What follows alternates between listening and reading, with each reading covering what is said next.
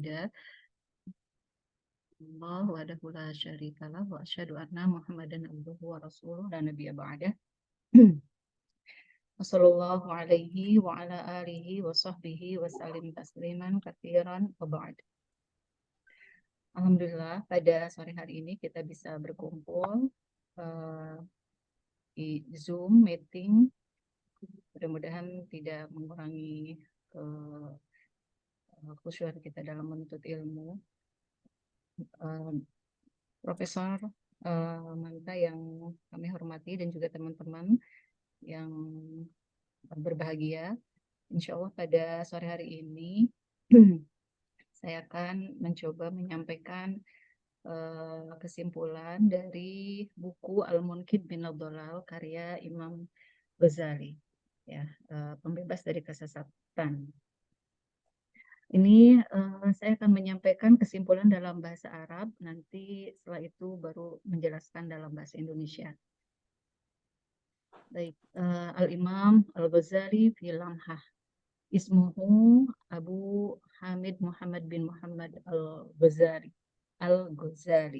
Wulida fitus ihda manatiki Khurasan bi Iran am 400 wa 50 hijriyah atau alaf wa sama dia wa khamsin miladi.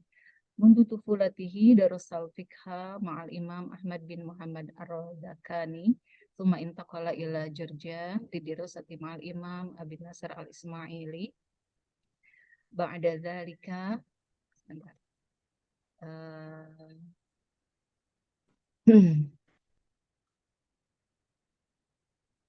Ba'da dzalika intaqala Al-Ghazali ila Naisabur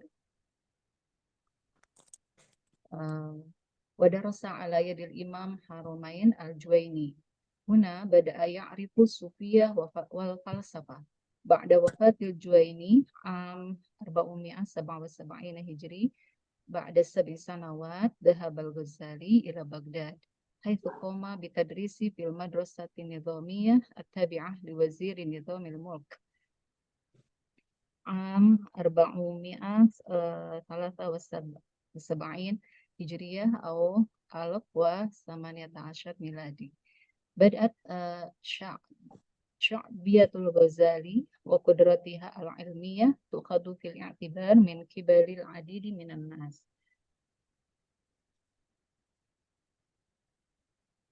Bentar. Kama adharat masiratuhul fikriyah nadijat ba'da an kataba ala nitaqin wasi'in fil fikhi wal aqidah wal falsafah was sufiyah. Tamma tasnifahu ka'alimil ghaziril intaj. Hunaka hawalai 60 ila 80 kitaban wa utruhatan qoma bita'lifiha. Wa indama bada'a yakburu adal Ghazali ila watanihi hatta tufiya am 550 Hijri aw alaf wa mi'ah wa 11 miladi. Fi ihdal munasabat allati mara bihal Imam Ghazali ana binau'in minal ittirabi nafsi indama hawala tatabu' tabi'atul haqiqah wa haqiqatul haqiqah. Darasal Ghazali fi bahtihi wa darasa wa tahaqqaqa min jami'il ulum allati kanat mawjudah fi dhalikal waqt, mithlu ilmul kalam wal fiqh wal falsafah wa tasawuf wa furu'iha. Inna tajribata wujudul Ghazali fi bahthi 'anil haqiqah wa tatabbu'uha musajjalatun biwuduhin fi kitabihi Al-Munqidh Minadh Dhalal. Mundu bidayati kitabatihi yumkinuna bil fi'li syammu raihata qalaq. Syammu raihatal qalaq al-Ghazali bil qat'i kama yaqulul Ghazali yajibul bahthi 'anil haqiqah wal istimrari fil bahthi 'anha ila ajalin ghairi musamma. La yatimu taqdimu haqiqatul haqiqah fi kitabatin nas au khatabihim au araihim.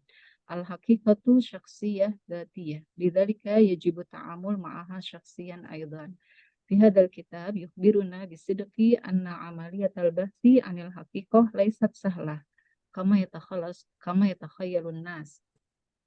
Innahu yahtaj ila tadhiyah wa syuja'ah wa sidqi wal ikhlas. mundu tufulatihi wa kana al-Ghazali daiman mutariban wa ghaliban ma yushakkiku fi kulli syai hatta yattara ila takhalli an kulli agladi taqlid wa sahaq qal'ati aqidah allati talaqqaha mundu tufulatihi. Nasha'a hadzal idrak ba'da an lam yara ayu taghayurin fi atfalil yahud wal masihiyyin. Saufa yakburuna ilal abad liyakunu yahudiyan aw masihiyan. Wa ma ila dhalik. Kama ja'a fi hadithin Nabi kullu mauludin yuladu 'alal fitrah fa abawahu yuhawidanihi wa aw yunassiranihi wa yumajjisanihi. Lidzalika taharraqa qalbul Ghazali lil qiyam bi qafazat wa khayaratihi al-khassa.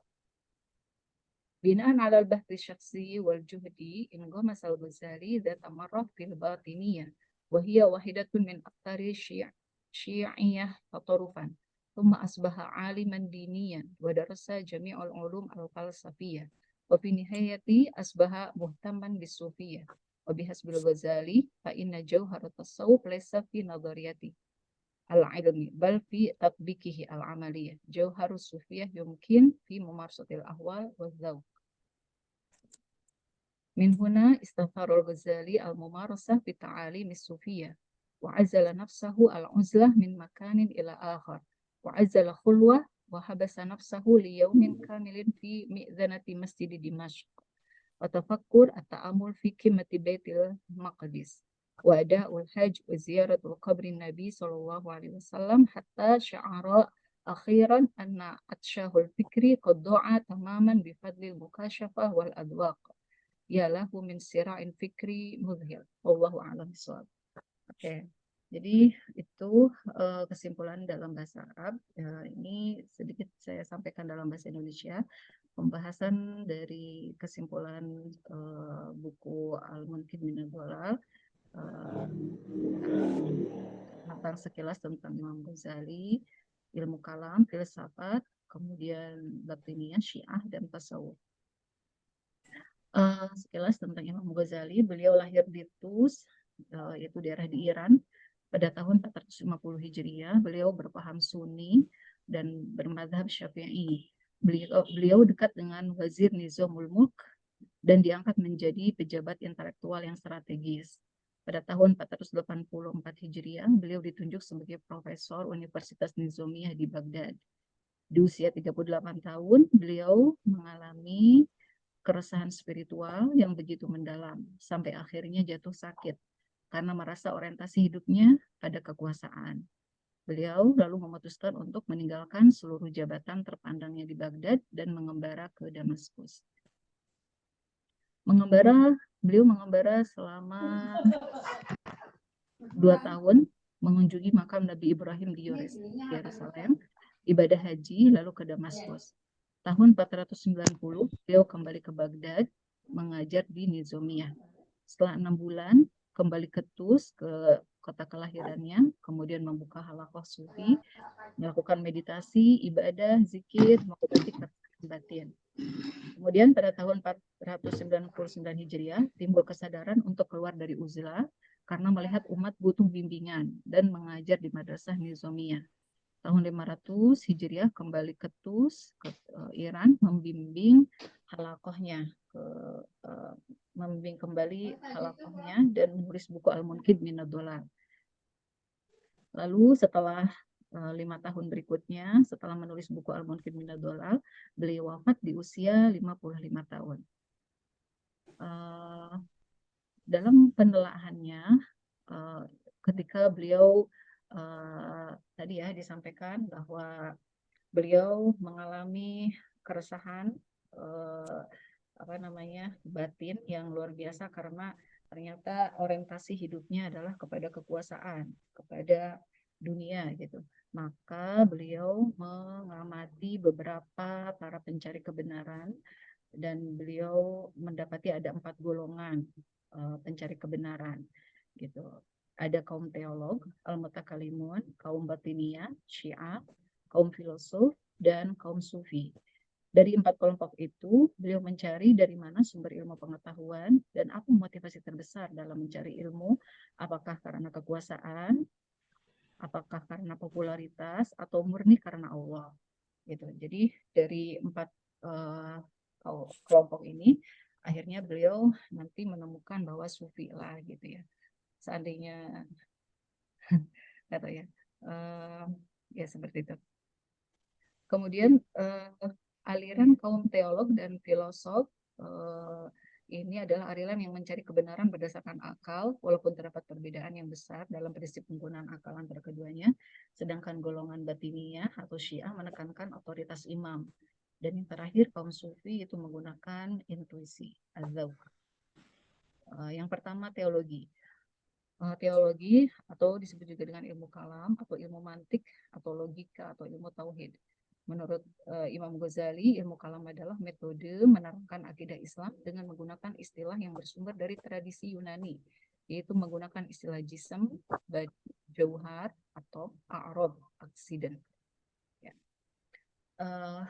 Ini secara kronologis 3 fase pemikiran Al-Ghazali tentang ilmu kalam. Yang pertama adalah Imam Ghazali pro terhadap ilmu kalam, yaitu dengan apa ya, secara kronologisnya ya. Yang pertama itu beliau pro dulu terhadap ilmu kalam. Beliau membuat buku Al-Iqtisad fil I'tiqad, Al-Maqsad, Al-Asna fi Syahri Ma'ani Asmaul Husna dan yang lainnya. Isinya itu menjelaskan tentang, buku-buku ini menjelaskan tentang akidah Islam dari perspektif ilmu kalam. Tujuan dibuat buku ini adalah untuk membendung serangan-serangan pemikiran di luar Islam. Namun setelah itu, fase berikutnya beliau mengatakan ilmu kalam ini tidak berguna bagi kalangan awam. Kenapa? Karena dipandang lebih banyak merusak daripada memperbaiki keyakinan dan menguatkan akidah. Menguatkan akidah orang awam bukan dengan ilmu kalam, tetapi dengan baca Al-Quran, hadis, melaksanakan ibadah, dan dekat dengan orang soleh. Setuju dengan ilmu kalam dalam rangka membentengi akidah di kalangan elit terdidik yang biasa berpikir rasional.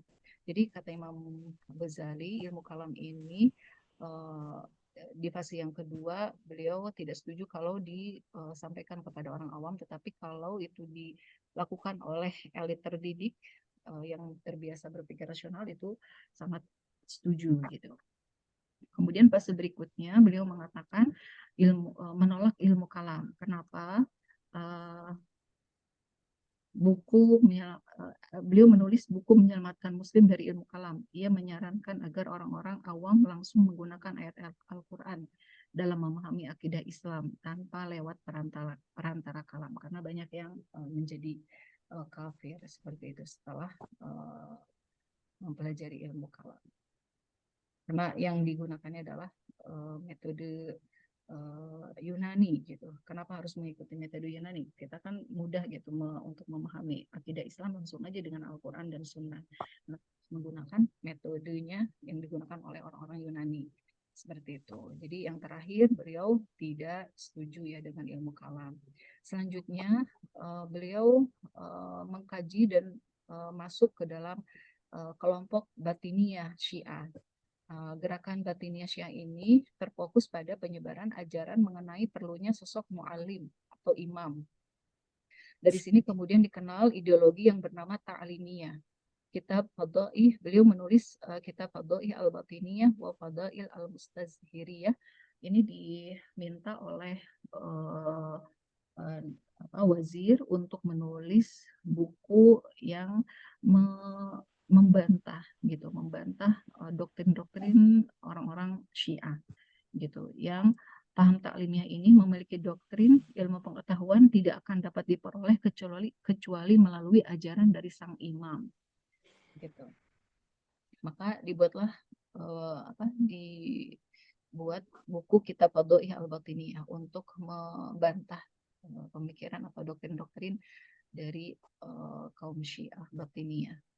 Selanjutnya, inti dari sekian banyak kritik Al-Ghazali terhadap kaum Syiah adalah menunjukkan sisi absurditas doktrin ta'limiyah yang taklid buta terhadap para imam.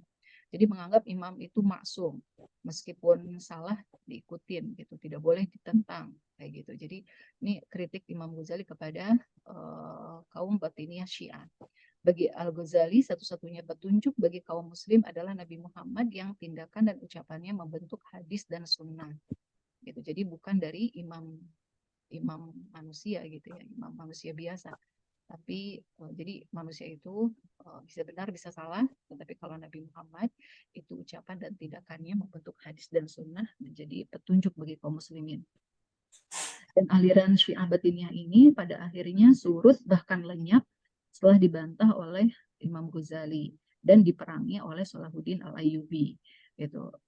Yang tadinya pemikiran Syiah itu tercecer, tidak karuan, tapi setelah Imam Ghazali membantah justru jadi rapih gitu.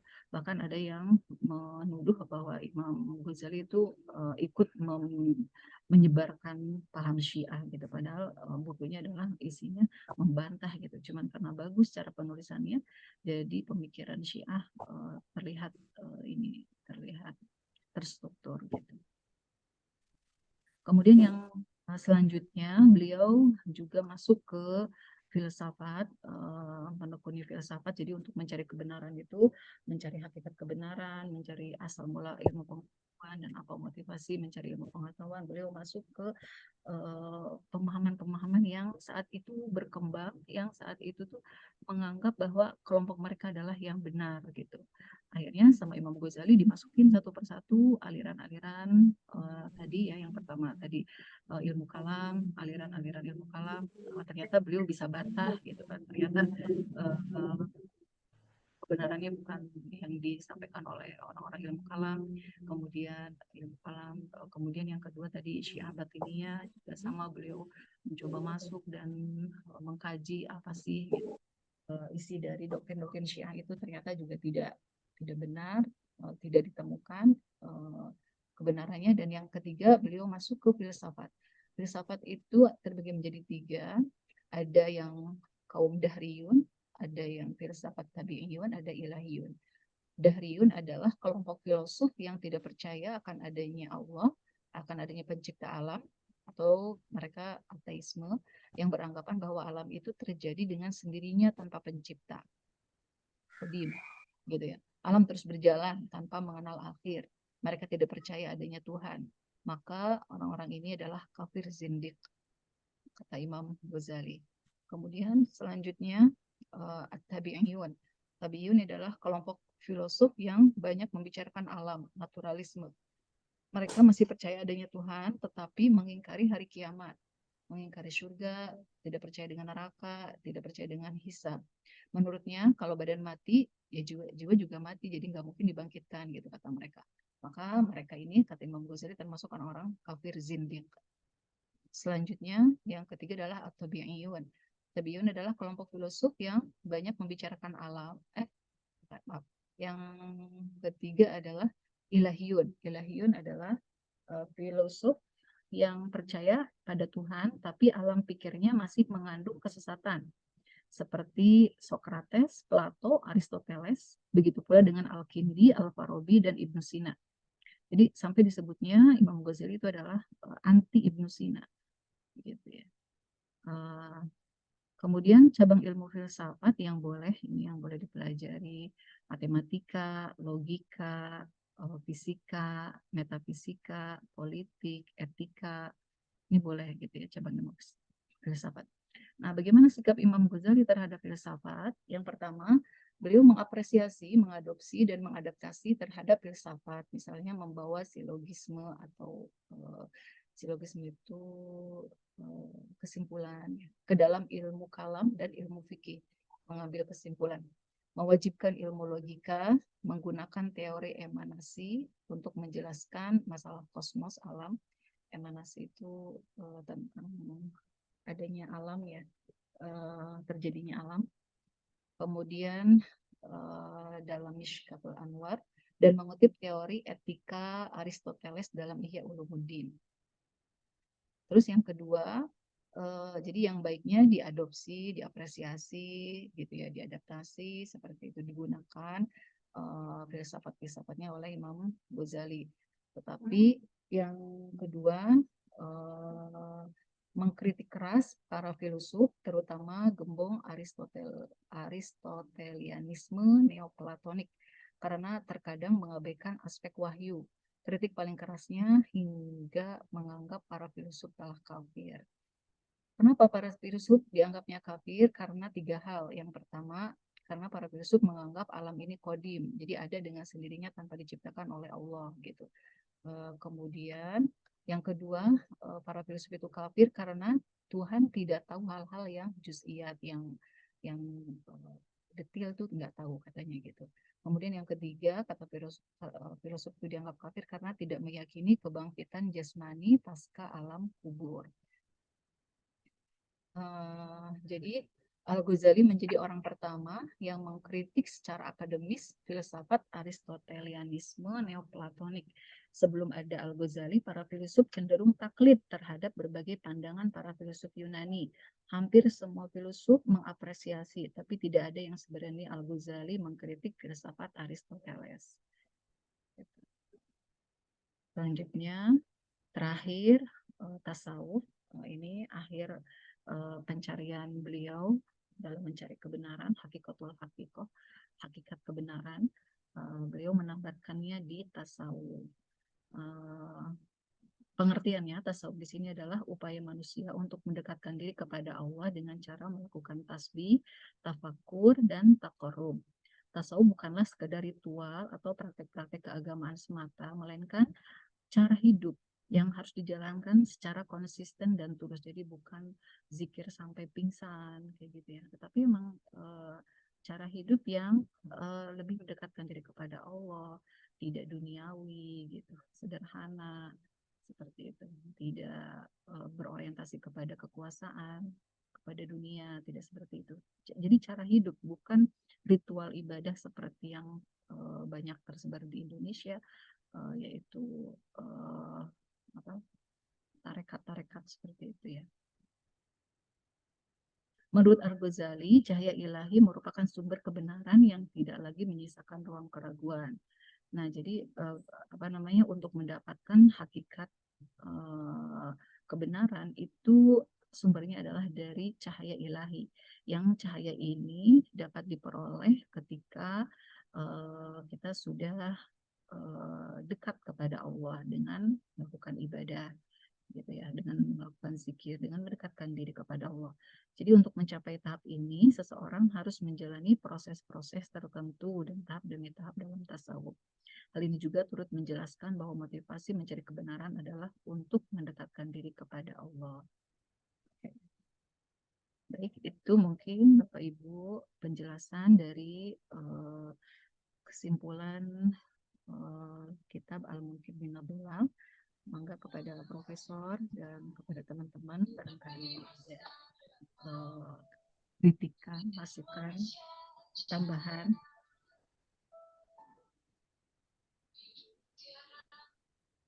Terima kasih atas perhatiannya. Assalamualaikum warahmatullahi wabarakatuh.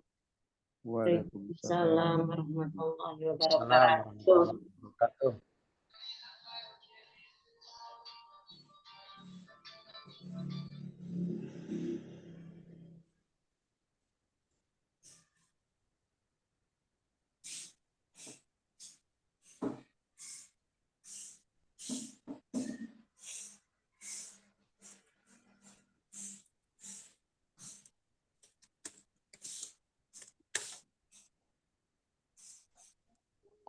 Ya. Tidak ada tanggapan?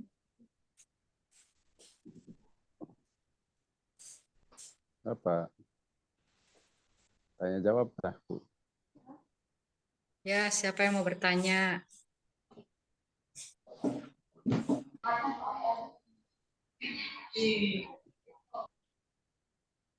Atau ini saya nih Bu Ipe. Iya, iya Pak. Itu intinya itu apa tuh? Dari kitab dari kitab Al-Munqidh min Adh-Dhalal tuh apa dari sisi apanya gitu? Secara ringkasnya, kemudian inti sarinya ya. Intinya kitab Al-Munqidh min Adh-Dhalal itu menceritakan tentang perjalanan Imam Ghazali mencari mencari kebenaran, mencari hakikat kebenaran, karena beliau saat itu dalam kondisi di puncak puncak kedudukan yang sangat tinggi. Beliau mendapatkan kedudukan biasa, profesor di Universitas Nizamiyah. Kemudian dekat dengan wazir, dekat dengan pimpinan, pemimpin seperti itu. Beliau merasa bahwa kok orientasi hidupnya ini kok nggak kayak berubah gitu, yang tadinya kepada Allah sekarang kok orientasi hidupnya kepada kekuasaan, kepada dunia gitu, kepada ketenaran seperti itu. Maka beliau mengalami penyakit yang beliau sampai akhirnya jatuh sakit yang tidak bisa berbicara.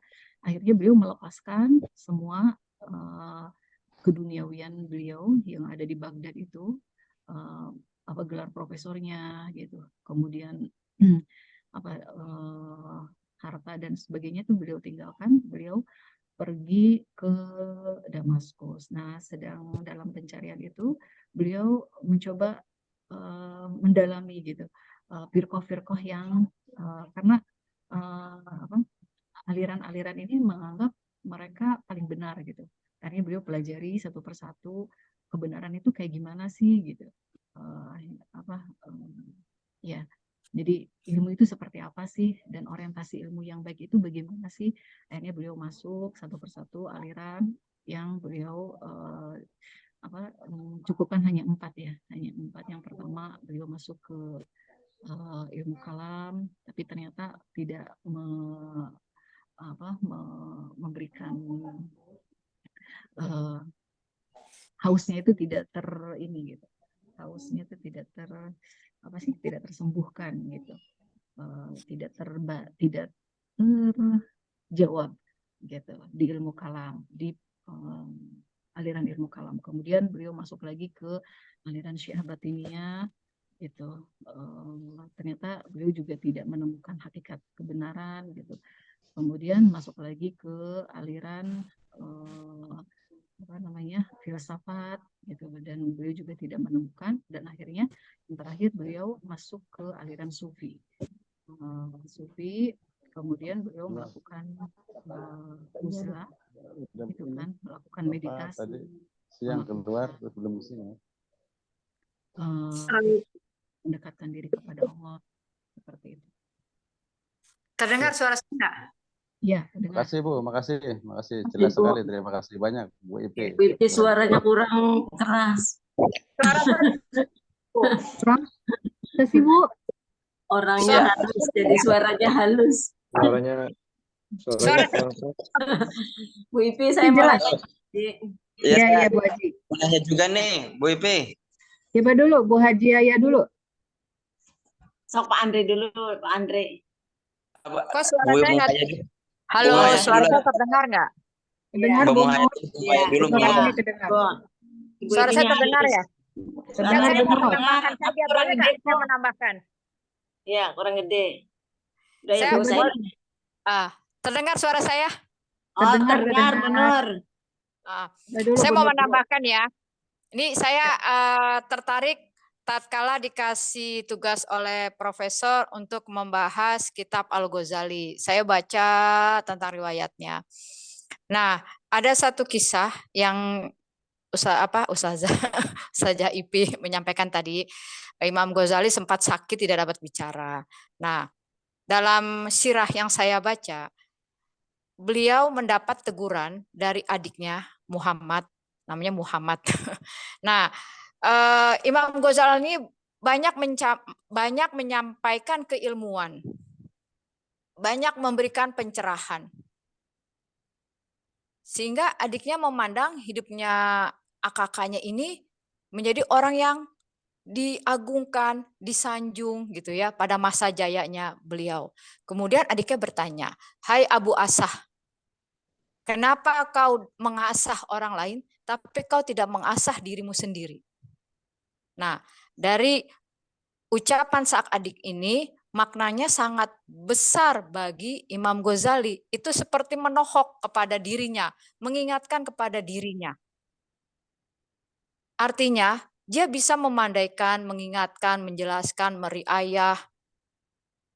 Namun, dia sendiri tidak mengasah dirinya, artinya tidak mengintrospeksi dirinya gitu. Jadi tidak membuat pandai dirinya.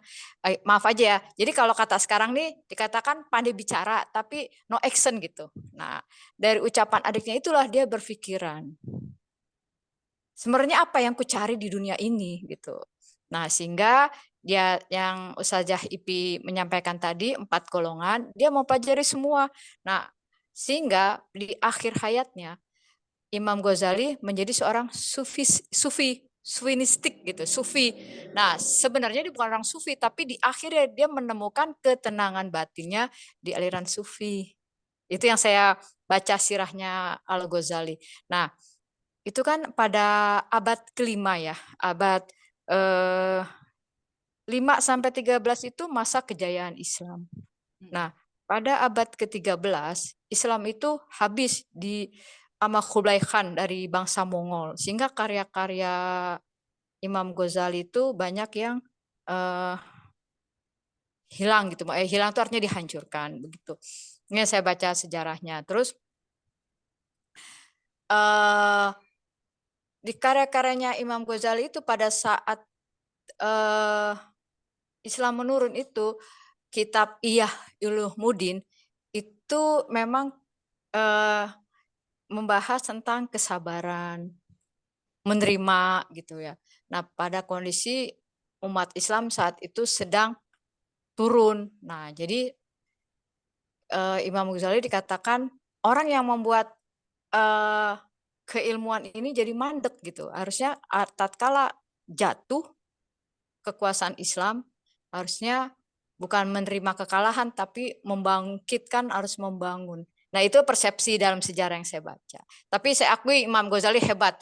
Karyanya hampir 200 kitab yang dikarang. Kalau usianya 54, kalau saya baca sejarahnya 54. Berarti kalau hitung-hitung dia 1 tahun dapat berapa ya buku? Ya, betul. Menulis terus hidupnya. Ya itu aja Bu Ipih. Jadi Ya. kenapa dia sakit? Ya itu dapat teguran, bukan teguran, diingatkan oleh adiknya. Jadi kata-kata itulah yang mengingatkan dirinya dia tentang hidup ini apa yang harus dia lakukan. Itu sih. Makasih, maaf jika ada kesalahan dalam penyampaian. Ya, baik. Terima kasih Bu Nur masukannya. Baik, sedikit menambahkan boleh Bu Ipi? Ya, Bu mangga. Oh ya, terima kasih. Inti dari kitab ini adalah sejarah Imam Ghazali. Dalam artian kenapa Imam Ghazali bisa seperti itu. Jadi ketika itu beliau sudah di puncak memiliki segalanya. Maksudnya dalam artian ilmu pengetahuan, terus jabatan, terus beliau juga dekat dengan para penguasa pada saat itu. Jadi beliau sudah memiliki segalanya. Kemudian ditambah mungkin ada rasa dari adiknya. Terus yang pertama adalah dorongan dari hatinya bahwa beliau merasa kosong. Apa yang beliau cari, beliau cari selama ini ternyata kosong gitu, ternyata duniawi ya. Jadi akhirnya kemudian artinya beliau kemudian pencarian lah sampai dengan ke ilmu kalam dan sebagainya. Di akhirnya sampai dengan di sufi, itu adalah pencarian terakhir beliau. Jadi inti dari kitab itu adalah beliau jati diri beliau bahwa ketika sudah mencapai dunia ini, sudah digenggam, ternyata masih kosong gitu. Jadi kalau saya baca dari ringkasan kitab itu adalah seperti itu. Artinya ketika dia sudah menggenggam dunia itu nggak bikin beliau bahagia, tetap saja merasa haus. Kemudian akhirnya beliau mencari dan sebagainya. Di akhirnya sampai dengan menemukanlah itu yang sufi itu, sampai di akhir hayat beliau baru beliau merasa nyaman. Jadi dunia itu walaupun sudah di genggaman tidak akan terasa nyaman. Cukup seperti itu katanya Bu Ipi. Ya, baik Bu. Terima kasih. Ya. Oke. Pak Andri? Saya Bu. Oh ya Bu Aji, silakan. Ya. Ibu tadi di kitab yang Ibu Ipi bahas itu bahwa tasawuf itu bukan hanya sekedar ritual gitu ya Bu.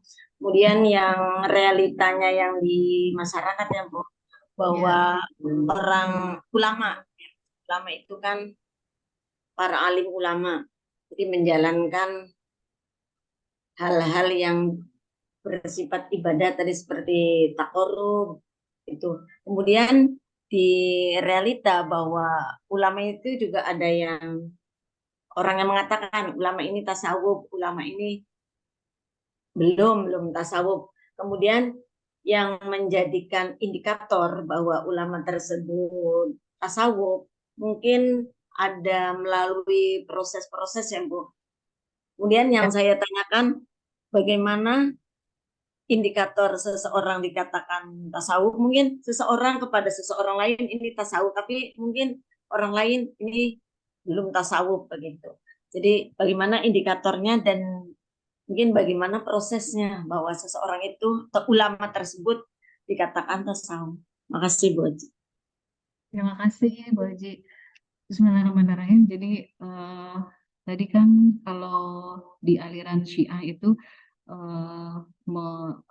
mengusung kaidah taklimiyah gitu ya, teori taklimiyah, menganggap bahwa imam itu maksum gitu. Jadi imam itu atau apa sih namanya, pemimpin itu atau guru itu tidak ada salahnya gitu. Jadi sampai ada yang mengatakan apa ya,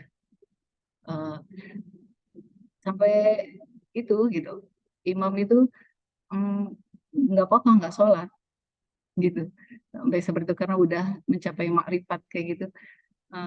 Pokoknya dianggap maksum lah gitu.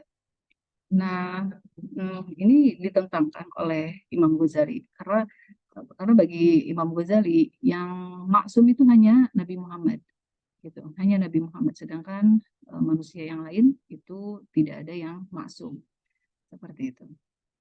Manusia biasa tidak ada yang maksum. Jadi bagaimana indikasi seseorang sudah dikatakan tasawuf? Ya apabila apa yang diajarkannya itu kepada Allah gitu, bukan mendakwahkan dirinya, bukan untuk mengagungkan dirinya, tetapi ajarannya adalah untuk mengagungkan Allah gitu. Kemudian bacaan zikir-zikir yang disampaikannya sesuai dengan yang diajarkan Rasulullah gitu. Gitu itu kan jelas ya di dalam Al-Quran, di dalam hadis banyak doa-doa maktur yang diajarkan oleh Rasulullah. Tidak ada itu tarekat yang saya dengar yang bacaannya itu nggak pernah diajarkan oleh Rasulullah, tidak pernah disampaikan oleh para sahabat, Abu Bakar, Umar kayak gitu, sampai hanya mengucapkan hu gitu. Jadi ajaran-ajarannya sesuai yang di zikir-zikir yang diajarkannya dan sesuai yang diajarkan oleh Allah dan Rasul di dalam Al-Quran dan hadis gitu. Dan itu tersebar di hadis-hadis yang sahih seperti itu. Jadi kalau misalnya dikatakan sufi yang seperti apa gitu, yang apabila dia mengajarkannya adalah bagaimana mengagungkan Allah, bukan mengagungkan dirinya ataupun mengagungkan partainya ataupun kelompoknya seperti itu, tetapi mengagungkannya adalah Allah. Kemudian landasannya adalah Al-Quran dan Sunnah gitu. Yang disampaikannya adalah berlandaskan akidahnya itu berlandaskan Al-Quran dan Sunnah, bukan mimpi, bukan katanya-katanya, bukan pikiran orang seperti itu, tapi Al-Quran dan As-Sunnah. Kemudian kalau misalnya mengajarkan doa-doa zikir seperti itu sesuai dengan apa yang diajarkan oleh Allah di dalam Al-Quran. Kan di dalam Al-Quran banyak doa-doa tuh seperti itu. Bukan nih doa siapa gitu, doa Habib apa gitu. Di dalam Al-Quran udah banyak yang diajarkan oleh Rasul, yang diajarkan oleh Allah gitu. Itu lebih mantap, lebih ini daripada doa yang diajarkan oleh manusia. Seperti itu. Wallahu alam ya Bu Haji, mungkin nanti bisa disampaikan. Makasih Bu. Pak Profesor. Boleh menambahkan Silakan Pak Saidi. Ibu Ipi, ya. Iya silakan. Sebenarnya itu intinya ya yang saya itu ketika orang itu orientasinya hatinya itu sudah ke Allah, itu tujuan dari tasawuf itu. Selain Allah itu bagi orang sufi itu nggak ada, karena yang ada itu Allah, orientasinya semuanya itu yang dia lakukan adalah untuk Allah. Iya. Kemudian cari yang lain itu kan tasawuf itu kan pembersihan hati kan. Pembersihan hati ada Pasti. tahapannya, yaitu dari mulai apa takholi ya, Iya betul. menghilangkan sifat-sifat yang tidak baik, yang endingnya Tahalli. adalah ya tahalli, tajali, kemudian Iya. diganti dengan akhlakul karimah. Jadi orang sufi itu akhlaknya baik kepada sesama ya, dan juga tentu terhindar dari sifat-sifat yang tidak baik yang Allah tahu, kayak ria umpamanya ya, kemudian juga sum'ah, ujub ya, hasud dan lain sebagainya. Iya. Kemudian ada satu ciri yang sangat mungkin bisa dijadikan satu pegangan bahwa orang itu adalah orang yang sufi, karena orang yang sufi juga orang kan kadang suka melihat orang yang pakainya copang samping itu kan sebuah proses saja ya, proses saja. Seperti Imam Ghazali itu kan proses itu, karena dia sudah merasa mendapat semuanya, kemudian dia banting setir ke tasawuf, akhirnya ditinggalkan semua ya. Itu ada juga yang seperti itu. Tapi ada juga yang memang dia dalam kemewahan, tapi kemewahan itu tidak melupakan kepada Allah, itu orang yang sufi ya. Orang sufi orang yang kaya ya, kayak Nabi Sulaiman itu sufi ya contohnya.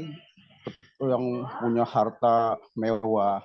Jadi ketika kita melihat seorang jenderal, seorang yang kaya raya, jangan ngejudge bahwa dia itu yang tidak sufi, belum tentu. Siapa tahu hatinya itu ke Allah gitu. Dan indikasinya kekayaannya itu tidak melupakan Allah. Nabi Sulaiman ketika di malam hari itu mengingat kuda-kudanya yang cantik-cantik gitu kan. Akhirnya dia teringat, ya Allah kok aku lupa denganmu sesaat. Langsung itu panggil ajudannya untuk melepaskan kuda-kudanya yang cantik itu. Artinya tidak melupakannya dari Allah Subhanahu wa Ta'ala. Ya. Itu barangkali Bu tambahan dari saya Bu. Baik, terima kasih Mas Said. Bagus ya. Ya, sami-sami Bu, sami-sami. Ya. Pak Andri.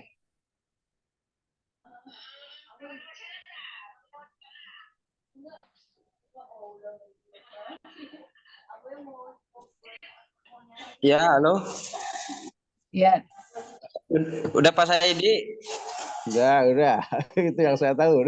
Saya cuma ini aja nih Bu Ipi, tadi kan kalau nggak salah ada di slide itu berapa ya, bicara tentang ada kullu mauludin yuladu ala fitrah itu. Ya.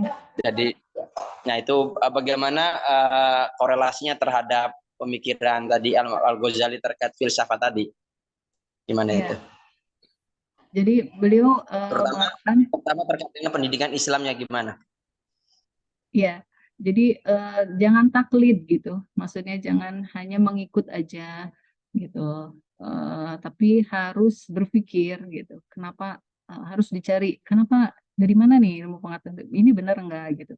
Jadi emang harus melakukan lompatan-lompatan gitu. Jadi apa namanya, kalau tidak intinya begitu sih kalau yang saya pahami. Jadi jangan ngikut aja gitu, jangan ngikut, tetapi harus berpikir, mencari hakikat kebenaran seperti apa, meskipun memang itu kalau Imam Ghazali sampai meleburkan diri ke aliran-aliran yang itu ya, yang tadi sampai ke yang paling ekstrim sekalipun. Gitu Pak. Kalau bisa ditarik kan itu kan ada teks-teks tentang pendidikan juga ya. Artinya tuh filsafat pendidikan gitu kan. Kalau kita ada filsafat pendidikannya gitu. Yeah. Filsafat pendidikan Islam lah. Mungkin nanti Pak Saidi ini ya tadi filsafat pendidikan Islam tuh. Pak Durtam. Iya, kurang ajar ya. Iya. Filsafat pendidikan Islam artinya kalau menurut saya kalau kita kontekskan dengan Imam Al-Ghazali yang dimaksud itu berarti kan bagaimana korelasi terhadap pendidikan Islam, terutama filsafat-filsafat kekinian. Tapi kalau kita tarik teori-teori pendidikan, berarti kan di situ ada teori nativisme, kemudian ada konstruktivisme, ada tadi teori Plato, Socrates gitu kan, tadi Al-Kindi, kemudian teori-teori John Locke, Plato, itu yang tadi kemudian anak itu bagian bersih kan teorinya John Locke gitu kan, seperti teori tabula rasa lah, teori tabula rasa gitu kan, anggap sesuatu itu bersih, suci gitu kan, tergantung lingkungan lah yang akan menentukan tadi teori tabula rasa itu. Nah, teori tabula rasa ini kan teorinya John Locke yang kemudian dikembangkan dalam dunia pendidikan kita gitu kan, teori pendidikan kontemporer saat ini, terutama pendidikan baik pendidikan Islam gitu kan. Dan memang pendidikan yang banyak diterapkan ya di pendidikan umum itu, kebanyakan yang banyak menganut aliran-aliran tadi Socrates, Plato, Vygotsky, Montessori, itu kan tokoh-tokoh yang bergulat dengan aliran-aliran filsafat pendidikan itu. Bagaimana pendidikan itu dimaknai upaya menjadikan manusia itu ya bahasanya memanusiakan manusia gitu kan. Jadi kira-kira betul. Nah, itu aja Bu Ipi. Ya, Tanggapan baik. dari saya, terima kasih. Sama-sama, bagus. Terima kasih. Yang lainnya ada lagi? Barangkali dari Profesor.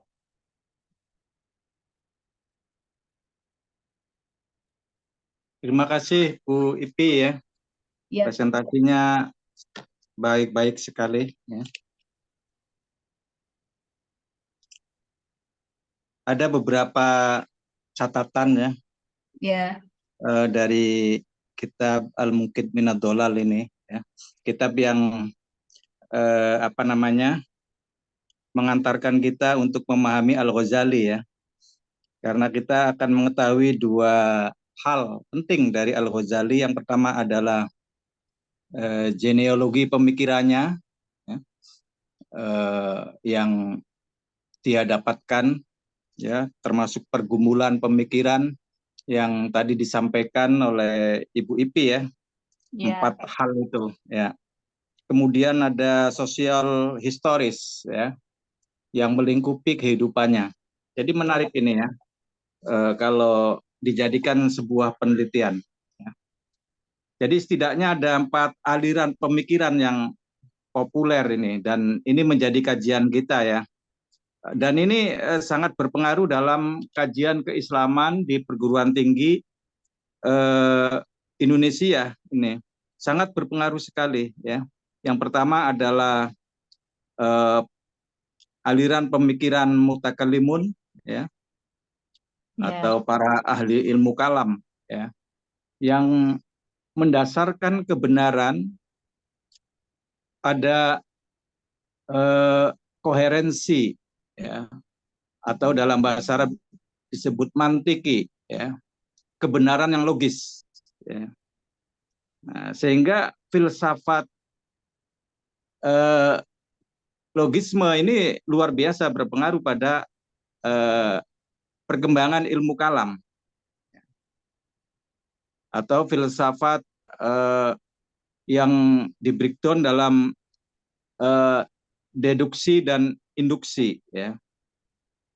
Kemudian aliran pemikiran al-falasifah atau filosof ya disebutnya. Ini juga sangat mewarnai ya kajian keislaman di dunia Islam, terutama keberatan Al-Ghazali terhadap konklusi dari 3 hal tadi yang disampaikan Bu Ipi ya, sudah dijelaskan. Yang pertama tentang bahwa alam itu kodim. Nah, alam itu kodim kan hasil dari manifest ya, ejawantah atau bahasa yang lebih tepat itu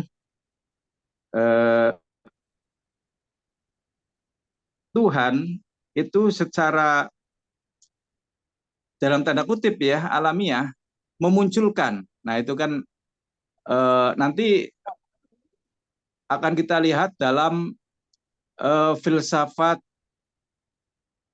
Illuminis ya, atau Isyraqiyah ya. Jadi ada Illuminas ya.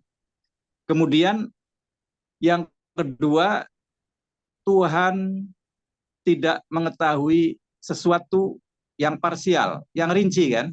Iya. Ya, yang rinci ya. Jadi kalau ada daun kering jatuh dari pohonnya, itu Tuhan tidak tahu karena Tuhan hanya memegang sistem yang sifatnya global ya. Yang parsial itu Tuhan tidak tahu. Nah, itu kan konklusi dari pemikiran para filosof sebelum Al-Ghazali yang itu di-counter oleh Al-Ghazali ya. Kemudian yang ketiga ya tadi disampaikan bahwa kalau Al-Ghazali karena dia ada basic ilmu kalam bahwa kebangkitan itu bukan hanya roh tapi juga jasmani ya. Para filosof itu menganggap atau berpendapat bahwa kebangkitan itu hanya roh ya. Termasuk kenikmatan di surga itu bukan kenikmatan jasmani tapi hanya kenikmatan roh ya. Nah, itu pembahasan tentang itu sangat panjang sekali kalau kita baca kitabnya Al-Ghazali ya, dan Al-Ghazali menyampaikan sanggahan-sanggahan ya melalui bukan hanya melalui argumentasi tapi dari wahyu ya. Dari wahyu. Kemudian yang mempengaruhi pemikiran Al-Ghazali ya, itu juga tadi disebutkan pemikiran Al-Batiniyah ya. Sering juga disebut taklimiyah ya. Ini yang berkembang di dunia Syiah dan saat itu luar biasa mewarnai kajian keislaman bahwa yang memiliki otoritas makna batin dari suatu ayat hanyalah seorang imam. Nah, ini di-counter juga oleh Al-Imam Al-Ghazali. Kemudian yang keempat, aliran pemikiran as-sufiyah ya, para sufi ya. Dan ini yang menjadi pilihan Al-Ghazali ya, bahwa dari aliran inilah dia mendapatkan pencerahan ya, mendapatkan pencerahan yang sebelumnya dia belum merasa puas ya melalui kajian-kajian yang dia lakukan. Nah, itu kira-kira transformasi pemikiran Al-Ghazali ya. Tapi semua itu sebenarnya menjadi satu kesatuan ya, terintegrasi dalam pemikiran Al-Ghazali ya.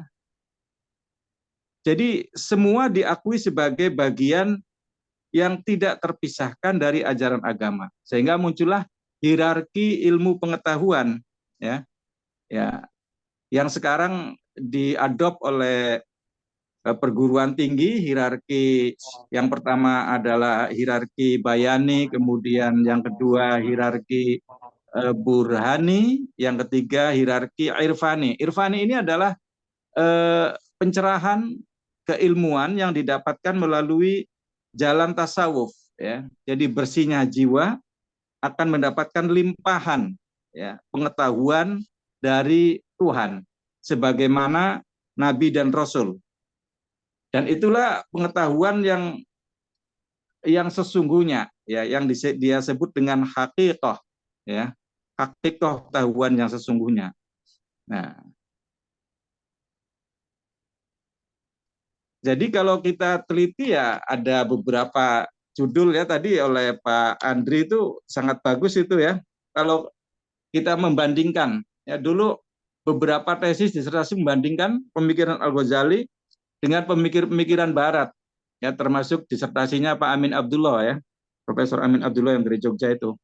Dia meneliti Al-Ghazali dengan pemikiran dibandingkan dengan para pemikir filosof dari Barat ya. Dan kalau ini dibandingkan umpamanya studi komparasi antara John Locke dengan pendidikan Al-Ghazali, ya, studi kritis kitab Al-Munqidh Minad Dhalal, ya. Tapi yang menjadi pisau analisis, menjadi teori besarnya, umpamanya kita menggunakan John Locke, ya. Kemudian kita juga bisa, ya ini sudah dijadikan referensi oleh perguruan tinggi, yaitu konsep integrasi, ya, konsep integrasi pendidikan, ya. Ada kita bisa menggunakan konsep integrasi pendidikan intelektual spiritual menurut Al-Ghazali, karena dua ini menjadi pilar kebenaran, ya. Kita mengacu kepada umpamanya kitab Al-Munqidh Minad Dhalal, ya, pendidikan intelektual spiritual, atau integrasi yang sudah dilakukan, ya, kalau kita lihat genealogi pemikiran yang dilakukan oleh para sufi sebelumnya, kemudian Al-Ghazali melakukan hal yang sama, ya, antara pendidikan esoteris dan eksoteris, ya. Esoteris dan eksoteris menurut Al-Ghazali itu tidak bisa dipisahkan dalam kehidupan spiritual, kehidupan dalam beribadah, ya. Eksoteris sebagai pakaian, ya, sebagai kulit, sedangkan esoteris adalah substansinya, ya. Jadi antara rukun sholat dan ikhlas itu tidak bisa dipisahkan. Umpamanya ikhlas sebagai esoteris, ya, rukun sholat sebagai eksoteris, ya, yang bersifat dohiriyah dan yang bersifat batiniah. Dan itu secara konsisten dilakukan oleh Al-Ghazali, ya, dengan pengaruh pemikiran dari Al-Muhasibi, dari Al-Maki, dan guru-guru sebelumnya, guru-guru sufi sebelumnya, ya. Kemudian kita juga dapat melihat umpamanya kalau kita menggunakan istilah pendidikan profetik, ya. Ya, pendidikan yang berasas, ya, basicnya adalah kenabian. Ya. Ini juga Al-Ghazali membahas, ya, dalam kitab Al-Munqidh Minad Dhalal, ya. Yeah. Atau kita melakukan pendidikan kritis, ya, pendidikan kritis. Al-Ghazali itu langkah-langkahnya luar biasa, ya, mengkritisi fikih, fuqaha, mengkritisi mutakallim, mengkritisi filosof, ya, semua mengkritisi, ya, sehingga dia memiliki atau menemukan novelty, ya, ala Al-Ghazali, ya, bahwa pendidikan yang benar atau pendidikan yang sesungguhnya atau hakikoh dia sebut seperti ini, ya, atau kita sebut saja pendidikan dalam tanda kutip hakikoh, ya. Yeah. Kemudian yang terakhir kita bisa menggunakan terminologi transformasi pendidikan, ya, transformasi pendidikan menurut Al-Ghazali yang ada dalam kitab Al-Munqidh Minad Dhalal. Nah, itu usulan-usulan saya, Bu Ipi, ya. Sangat menarik sekali tadi paparannya, ya, dan ucapan atau ungkapan Al-Ghazali yang mungkin kita tidak pernah lupa, ya, yang termaktub dalam kitab Al-Munqidh Minad Dhalal, ya. Menurutnya bahwa perjalanan sufi merupakan perjalanan terbaik, jalannya adalah jalan terbenar, dan akhlaknya adalah akhlak yang paling bersih. Nah, itu suatu ungkapan yang ada dalam kitab Al-Munqidh Minad Dhalal, dapat kita lihat halaman 32, ya. Nah, yeah. Itu saja teman-teman semua, semoga sehat selalu, ya. Yeah. Terima kasih. Assalamualaikum warahmatullahi wabarakatuh. Waalaikumsalam warahmatullahi wabarakatuh. Profesor. Terima kasih, Profesor. Terima kasih, Profesor. Semantap. Sama-sama. Ya. Alhamdulillah. Alhamdulillah udah selesai, Bapak Ibu semuanya. Terima kasih atas partisipasinya, atas perhatiannya, atas ilmunya, sharing-sharingnya juga kepada Profesor. Sehat selalu semuanya. Saya tutup acara ini dengan mengucapkan hamdalah. Alhamdulillahirabbil alamin. Alhamdulillah. Alhamdulillahirobbilalamin. Alhamdulillah. Sekali lagi, jazakumullah khair. Assalamualaikum warahmatullahi wabarakatuh. Waalaikumsalam. Waalaikumsalam. Izin live. Mohon Profesor Mangga. Tutup ya. Punten mau tanya Pak Hakim. Ya, gimana Bu? Jadi Selasa itu kuliahnya bagaimana nih buat Selasa nanti supaya saya nggak seperti kayak tadi itu datang pagi. Jauh-jauh ya. Kecelakaan. Minta Pak Satpam bukain gedung karena khawatir anak S1 masuk ya sudah tutup aja dari luar. Oh, emang waktu Pak Satpam ngunci nggak lihat di dalam dulu ya, di dalamnya Enggak, ada. saya seorang diri. Karena banyak anak S1 tuh di depan. Aturan lihat dulu di dalamnya ada penghuninya enggak gitu, jangan. Ada yang tak nampak.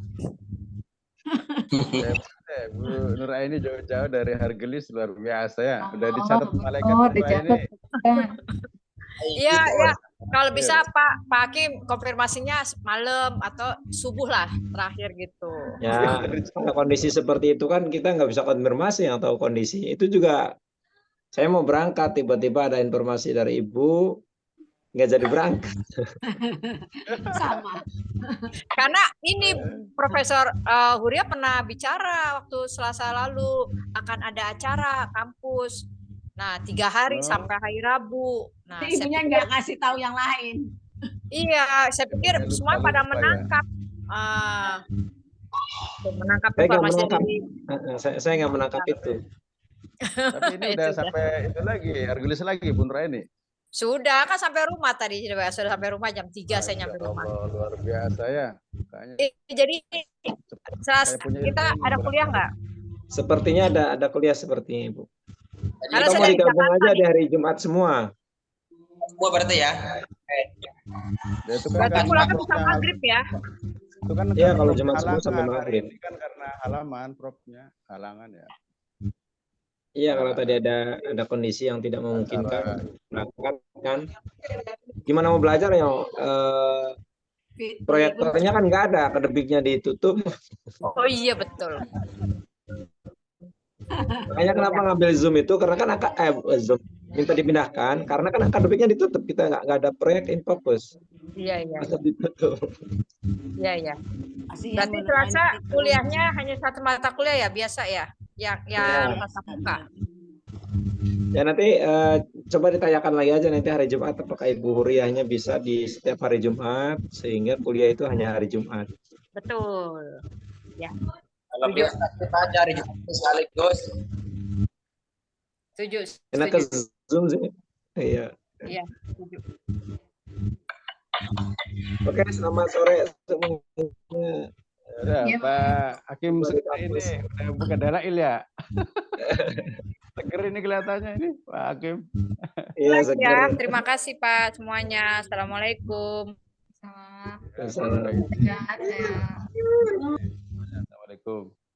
Ya, saya akhiri semuanya.